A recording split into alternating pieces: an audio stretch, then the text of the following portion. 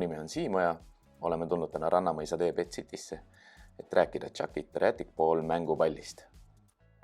Räägime sellest, miks räätikpool on 5 korda parem kui tennisepall ja lisaks ka sellest, kuidas koertega õigesti pallidega mängida ning mida mängu juures jälgida tuleks.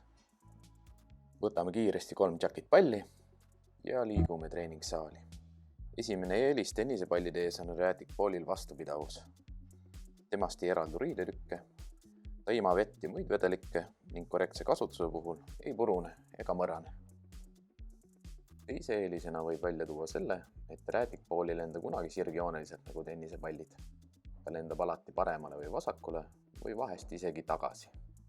Selline küljelt liikumine on koertele huvipakkuvam ja toidab nende naturaalseid vajadusi. Teaduslikult on ka tõestatud, et koerad näevad teravamalt horisontaalselt liikuvaid objekte. 3. ilmselt olulisem eelis tennisepallide ees on Chuckitil see, et ta ei kuluta koera hambaid, mis aitab kokku hoida ravikuludelt ja teeb ta 4. oma konkureeriva hinnaklassiga äärmiselt rahakotisõbralikuks. 5. on võimalik Chuckiti aukudesse kinnitada köit või lisada maiuseid, mis teeb ta äärmiselt mitmekülgseks. Täna on mulle palliga mängimises abiks Danny, kes on 4-aastane pitbulli mix. Pidage meeles, et pallimäng toidab väga tugevalt koera saagiinstinkti. Kui toita koertel saagiinstinkti, aitab see meil tekitada nii motivatsiooni kui ka kulutada nende naturaalset vajadust saaki jälitada. Selleks, et säiliks koera õppimisvõime ja enesekontroll ehk selge pea, tuleb jälgida mängimises paari lihtsat reeglit. Teravama silmaga vaatajad on juba märganud seda, et ma ei viska Dannile palli ennem, kui tema saba jääb seisma. Teine kriteerium, mida ma Dannilt ootan, on see, et ta vaataks mulle otsa, mitte palli, mis on minu käes. Miks see on oluline, on see, et Danny ei mängi mitte palliga, vaid ta mängib minuga. Ta saab palli läbi selle, kui ta küsib seda minu käest.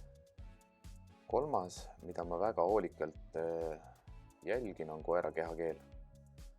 Koera kehakeeles tahan ma näha seda, et ta keha jääb täielikult seisma, ta nägu lõdveneb ja ta vaatab rahulikult mulle otsa. Miks ma kõike seda teen? Seda selleks, et mitte toita koera saagiinstinkti üle selliselt, et koer ei ole enam õppimisvõimeline, vaid ma kasutan tema saagiinstinkti ja naturaalset vajadust saaki jälitada selleks, et õpetada teda rahunema.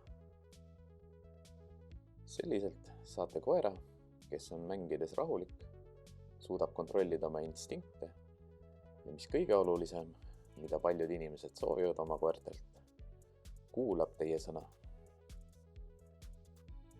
Kui teil tekkis videoga seoses küsimusi, lisage need alla kommentaaridesse.